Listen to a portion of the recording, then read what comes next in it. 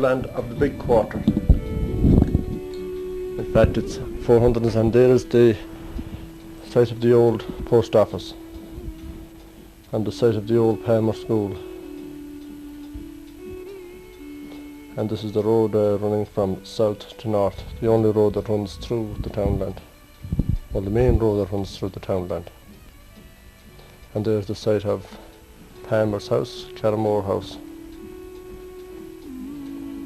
And there's Rathlahy Fort. And up there is Rathrishlawn. And this is the northern boundary. A river runs down there and meets the Clonalahan River in the east. There's the Clonalahan River. This townland is bounded by rivers. Yeah. And there's the site of the egg market. And there's the site of Martin Tahar's Shebean near Clonalahan Bridge. And there's the exact location of the bridge. And that's what the townland looks like.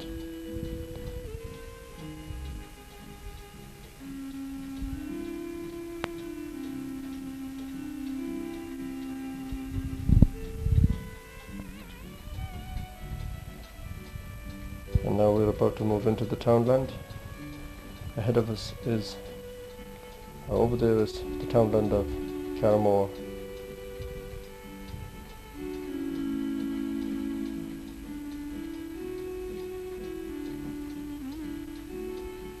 And once we cross this Clonalahan Bridge, we will be in the Carramore townland.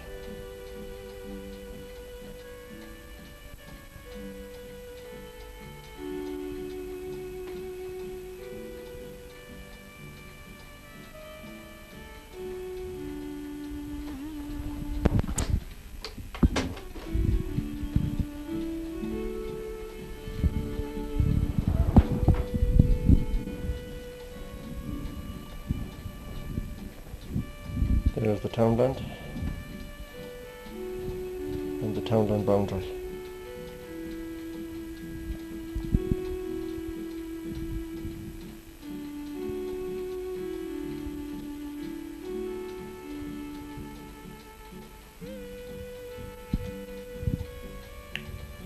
On the right here is the site of Martin Tahar's Shebean.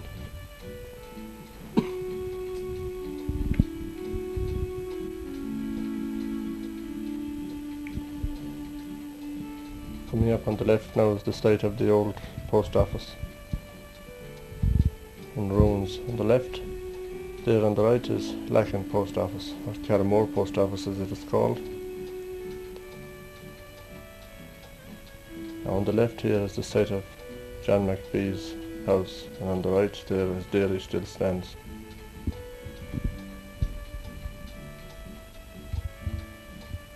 From here on in now, this land belongs to Carramore house.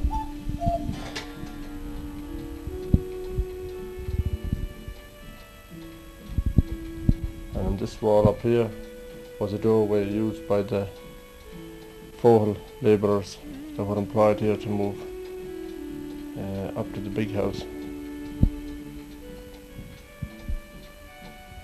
And here is the main gateway on the left coming up. Right here.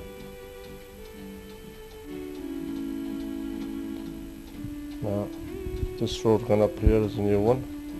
On the left up here is Rathlahy. And this building on the right here is where they used to have the egg market in, that finished around 1928.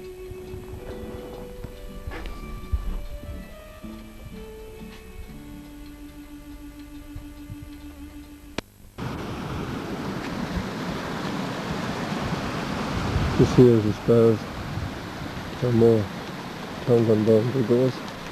This river here. And it goes out there until it meets the Clonalahan River. Way out there. On the right, Carramore. Other boundary here.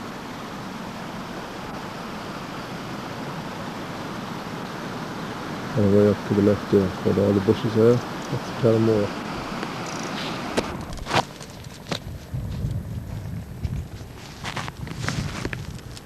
There's the Bracklochy.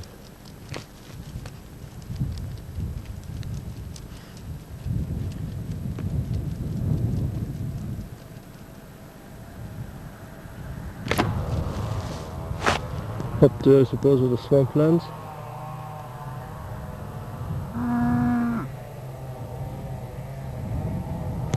And of course down there.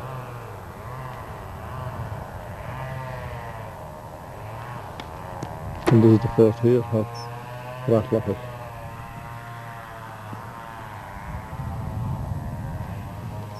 The fort of the lake on a wet marshy ground. There. Carramore. It means the big quarter of land. The quarter was 120 acres.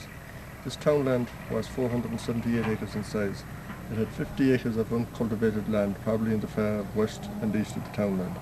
In 1641 it was the property of the Earl of Cork. In 1838 it was owned and lived in by Roger Palmer. He lived in Carramore House. He let it to 24 families at 30 shillings an acre annually. All were Catholics except one. Crops of oats, barley, potatoes and flax were grown here. In 1856, according to the Griffith valuations, the tenants were Martin Loughney, Captain Arthur Wade, Patrick Needham and partners, Patrick Tarr, John McAvey and Patrick Kennedy. Yes. Townland is 100 feet over sea level. About Bracklochy.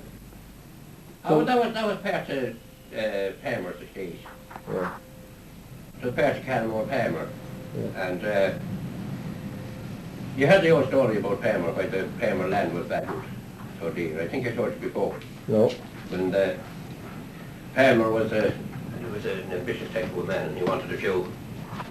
He was looking for 2 or 3 daughters to marry off. Yes. And he got his land revalued to make himself a bigger shot, to attract bigger fish for the daughters, and that was the idea. Yeah. And the tenants are paying for all decency since. Well, It was over £1 an acre. And that's what lucky land up there is the same. in bygone days, it's the fourth on the map. There's a couple of forts up there. But there's one in particular anyway. There's one there in Winnanealin's Field. Yeah, that's the one. Yeah. And that's probably what the quarter land got its name from, Bracklochy. Yeah. Coming from marshy land, isn't it? Yeah, well there was marshy land at the back of it. Or a lake. And more than likely, There's a lake. it was more springs than anything else. Yeah. That's drain now, you wouldn't see. Yeah. It has improved. You wouldn't know it was marshy land. It has improved with the times. I suppose. But, I did. You know that river that comes out at I the do. Orchard I there? do. It's the boundary river too between Killigary Well, and. there's a trace of a roadway or a boarding up by that river. It goes back there all the way. Right back to Robishlawn, right back to the bog Yeah. up along the Bracklochy River. Yeah. Well, would that be to facilitate tenants that were there, or what do you think it was? I'd say so. It probably was, because Couldn't be a cattleway between the the two. Robishlawn boring, as we call it now, didn't exist then. That's not the Land Commission that made that Yeah. road. 1920s or 30s? Yeah. Yeah. There was a kind of a division line there, but the old, you can see the mainland between Palmer's land, between the Carramore estate now and what was Palmer's estate, the part of it that was left to tenants. Oh, But that the was, Killigary people that owned that land in Bracklochy, yeah. they had stripes of land there left tenants, you Yeah. know. But it's in the Carramore townland, isn't it? It's in the Carramore town. Yeah, yeah. The Carramore townland starts at the river there just above Yeah. Jimmy Yeah, Preston. yeah. Long. Yeah. Back there, and further back again there's another one just in there's traces of forts even under the bottom. That have remaining like and standing up today and prominent more or These less. forts are, that's Robishlawn, yeah. Breslin's fort, would it be? It would, I suppose. It was, The Breslin family. well, I don't know now. I'm not sure where Well, like the name. Robishlawn got its name. The name. Probably was. The name. Because there'd be one family that would be Yeah. occupying these more or less, wouldn't it? Yeah. And all their friends and relations and Yeah. whatever. I'd say most of the people they were all, or nearly all related. But The wars in Most of them now disappeared back in the Cairn townland and a lot of townlands during the famine times. There was tenants and there was cottagers, and there was a difference between the two. well, it was, yeah. The cottager had no chance in the famine. He had no chance to survive because he was dependent on the farmer, and What had the farmer was never generous to his workers. What had he? An acre of land, was it? He usually had a bit of land. And no cow allowed there. He had to Well, maybe. no, I don't think there was any cow allowed. He He had to might do- have some, because a common practice that in around the town or before it was to bleed the cow. So you see, when they run short of everything else, the poor old cow would have to give her blood. Yeah. They might bleed her as often as twice or three times a month. Yeah. John Farrell saying that there wasn't, like the cottager, he had very little, but the tenant, he'd be allowed a cow or maybe two or whatever, and other things. But Yeah, well,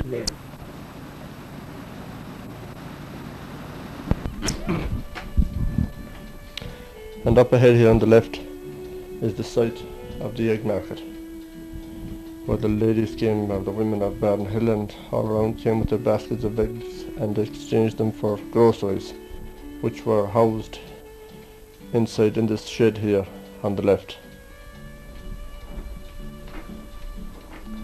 That came to an end around 1928, I'm told, by Mrs. Mollie Mc Hale of Lissadrone. She was there several times. And held down at Hugh John's. You know anything about it, Mrs.? Indeed, I often was there.